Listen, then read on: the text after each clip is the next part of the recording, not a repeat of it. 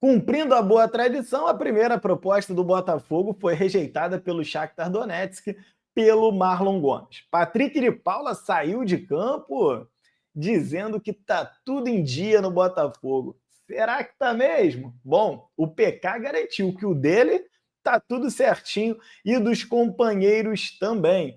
Botafogo comprou o Cauã Lindes, que é um jogador que se tem muita expectativa, um jovem atleta, e a gente vai se aprofundar sobre isso. Vamos falar de Jair e Tiquinho Soares. Tiquinho Soares já está falando em nome do Santos. Tem muita coisa para a gente poder falar. Se você não me conhece, meu nome é Manuel Thiago, eu estou aqui todos os dias trazendo 3 conteúdos para vocês. Esse é o segundo do dia. E já somos mais de 140 mil apaixonados pelo Fogão aqui no canal do Manel. Portanto, venha fazer parte dessa família e se inscreva no canal. Bem como deixa o seu like para me ajudar a doutrinar esse algoritmo a distribuir o conteúdo do canal do Manel para cada vez mais irmãos de camisa botafoguenses. Vamos embora compartilhar minha tela aqui com vocês.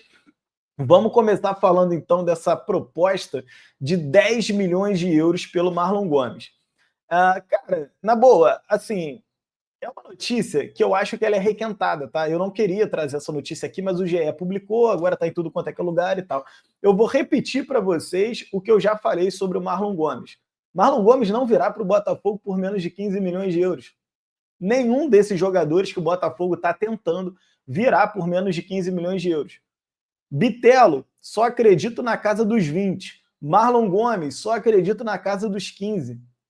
Ou o Botafogo resolve acordar para a janela de verdade e coloca dinheiro na mesa, dinheiro grande, dinheiro de verdade, ou não vai.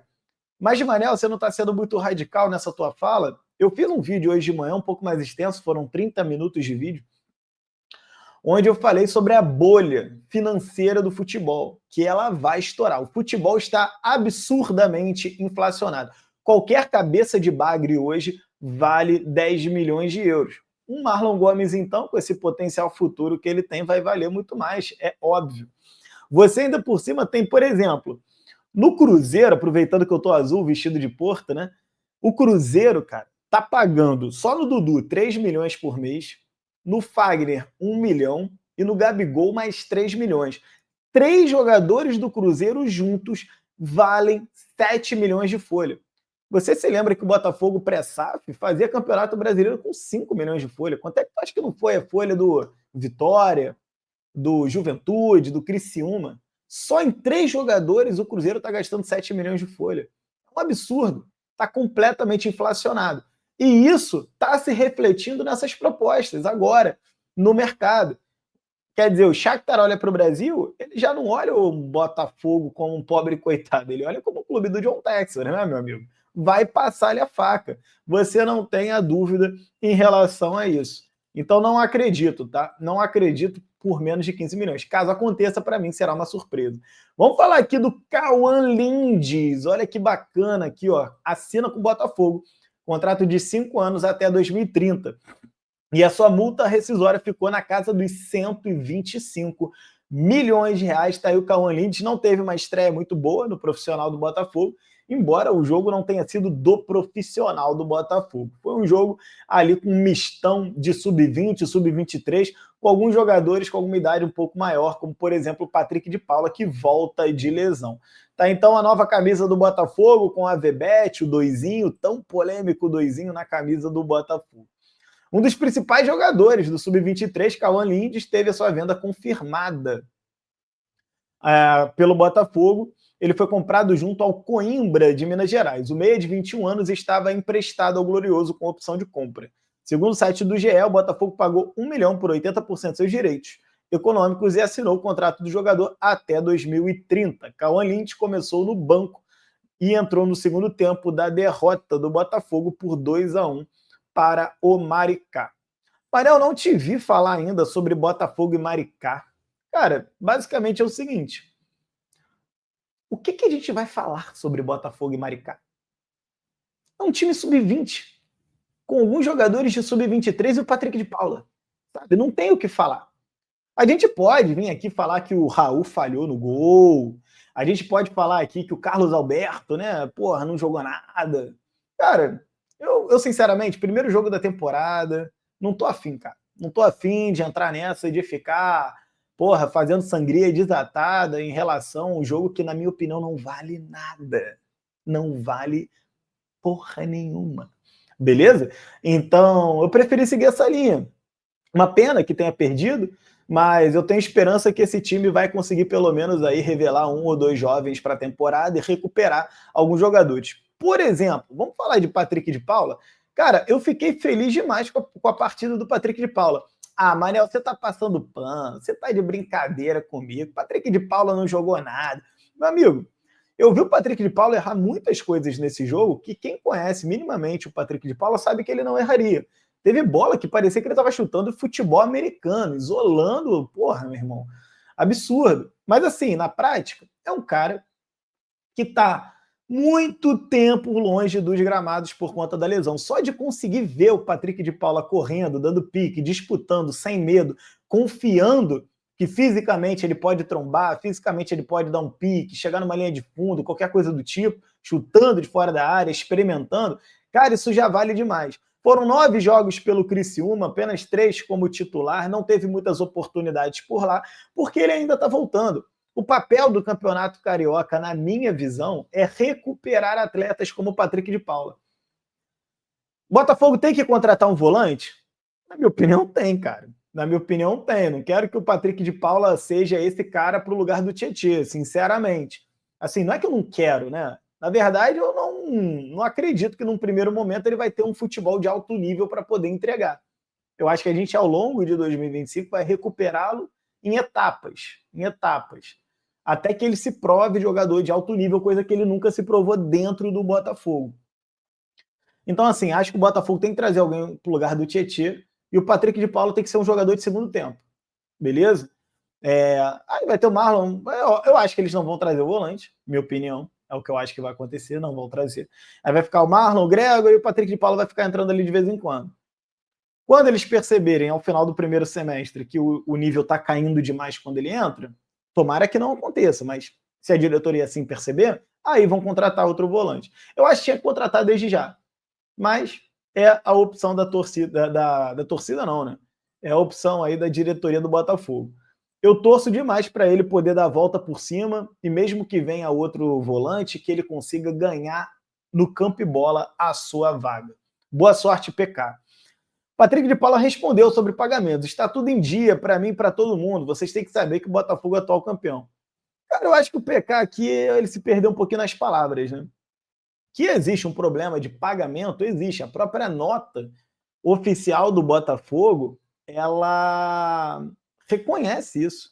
O Botafogo diz que recebeu lá no dia 27, os funcionários do departamento financeiro do administrativo estavam de férias, de recesso, e que por conta disso atrasou um pouco o pagamento.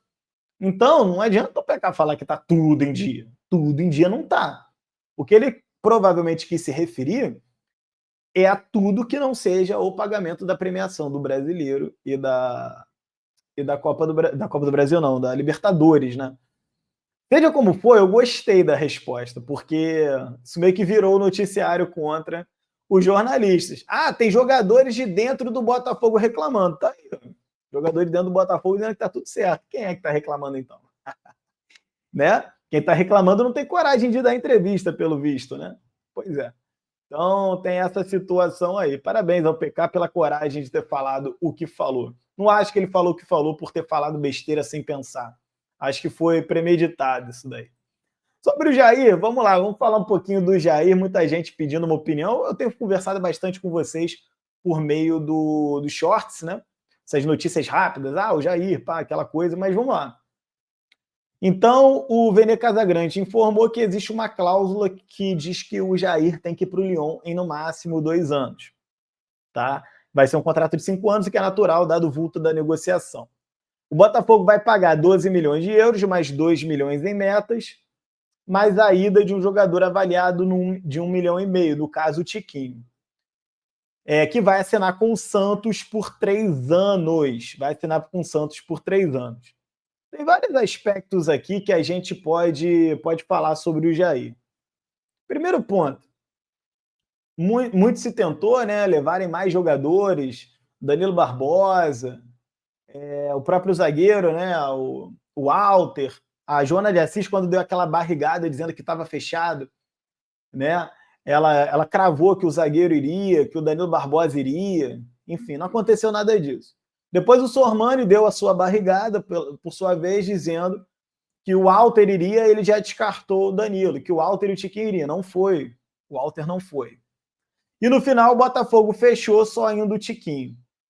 Se você for pegar o valor total dessa negociação, são 14 milhões, mais 1,5, dão 15 milhões e meio de euros, que vezes 6,4, né, que está aí o euro, dá cerca de 100 milhões de reais. Dá 99 e uns quebrados.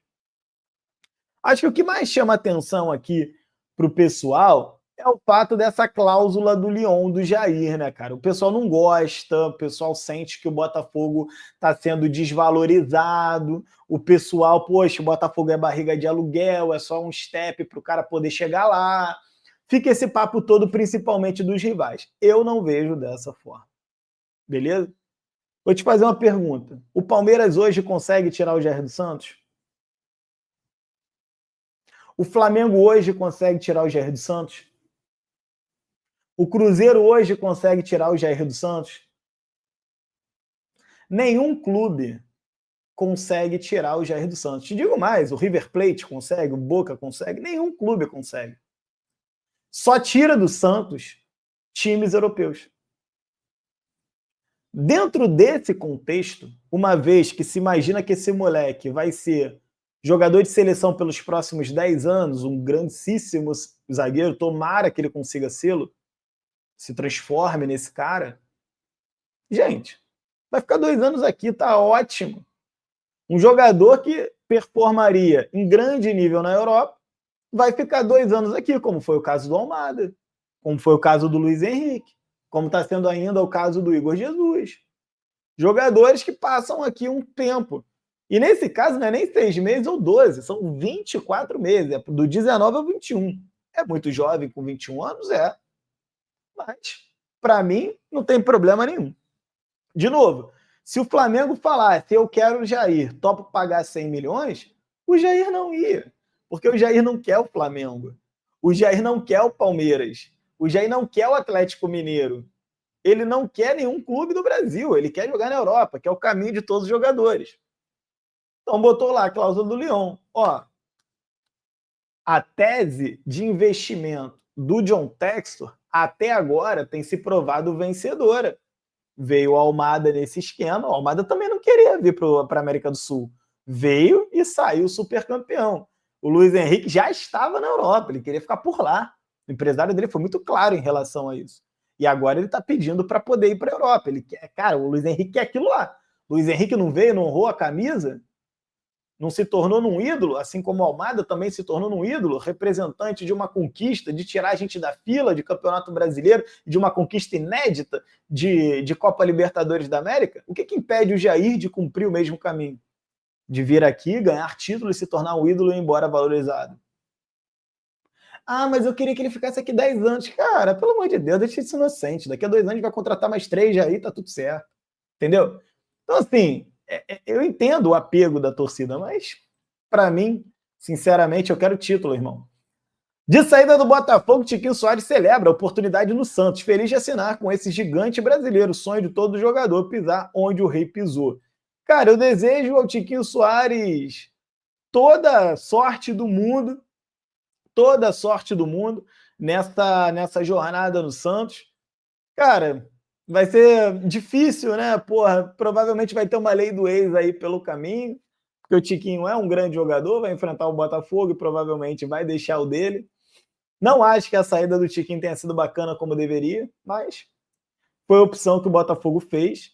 O Botafogo abriu espaço de 1 milhão na folha, o Botafogo tirou do seu elenco um cara de 33 para 34 anos, um cara que tecnicamente já não estava performando tão bem na última temporada. E o Botafogo, com isso, abre espaço para trazer um jogador de outro perfil, mais jovem, em ascensão na carreira, que tenha fome de títulos. Não que o Tiquinho não tenha, mas o Tiquinho veio para o Brasil num projeto muito claro. Ele queria ser reconhecido pelo torcedor brasileiro, coisa que ele não era. O Tiquinho foi artilheiro do Porto durante muitos anos. Ganhou tudo em Portugal. Ele é ídolo lá. mas ninguém no Brasil conhecia o Tiquinho. E com a camisa do Botafogo, ele foi cogitado em seleção brasileira, ele foi campeão brasileiro, ele foi campeão da Libertadores. O projeto Tiquinho Soares é bem sucedido. Agora ele vai lá para o Santos tentar a sorte dele, seguir o caminho dele. Não tem problema nenhum. A mim só ficam os agradecimentos. Sou muito fã do Tiquinho, não só como jogador, mas como ser humano também. Você que me acompanhou até aqui, muito obrigado pelo seu carinho, pela sua audiência. Compartilhe este vídeo no seu grupo de WhatsApp favorito. Um bom domingo a todos. Eu volto mais tarde com mais informações.